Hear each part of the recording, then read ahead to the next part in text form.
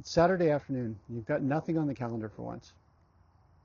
I sat down to do absolutely nothing, and I lasted about 4 minutes. Not because I had somewhere to be, not because something was on fire. The week's work was done. The lawn was mowed, the dishes were washed. I sat down on the couch, and somewhere between sitting and settling, a voice started up. You should be doing something. I've heard that my whole life, and I used to call it ambition, I used to call it discipline, and I've learned slowly and reluctantly that it's neither of those things. A colleague said something to me recently, almost as an aside.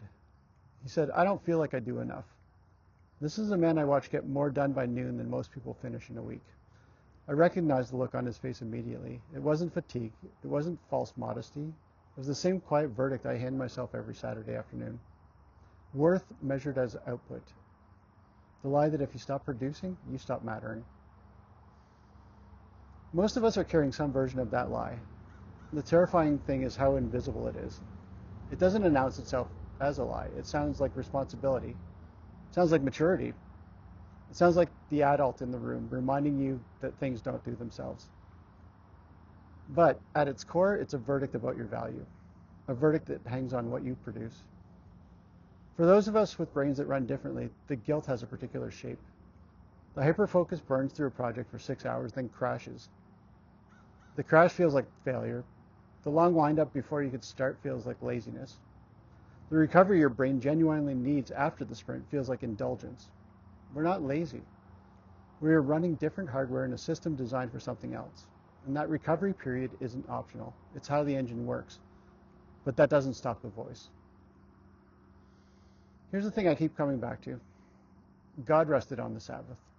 Not because he was exhausted. Not because he'd run out of things to create. The one who sustains all things took a day, called it good, and stopped. Then he told us to do the same, not as a suggestion, as a command. I keep a Sabbath. One day a week I stop. Not perfectly, not without fidgeting, but I do stop. Every week, for the first hour, the voice starts up anyway. You could be doing something. For a brain like mine, stopping isn't restful. It's a different kind of loud. The fidgeting, the voice, the body that won't power down just because the calendar says off. I used to think that meant I was failing at rest, and I don't think that anymore. The command was never to achieve stillness. It was to stop, even badly. Here's what I've learned. Sabbath is not a reward for enough output.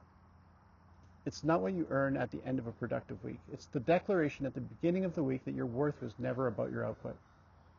You rest because you're loved before you produce anything. That's what grace actually means, worked out in the calendar, not a concept, a practice. You're a human being, not a human doing. And that's what I think the Sabbath is for, a weekly rehearsal in believing it. When the voice starts, name it out loud, not to argue with it, just to hear how it sounds when it's spoken instead of swallowed.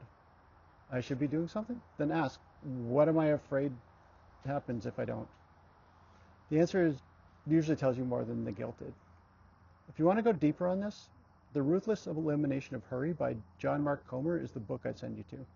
He's a pastor who writes about Sabbath and soul care without lecturing. The chapter on Sabbath alone is worth the price of the book. If this landed for you, there's a free field guide on how your brain is wired in the description. No sign-ups required. It's just yours. If you want more of this, I write about it every week. It's called The Unfinished Man. The link's right here. It's free, and I'll see you in the next one.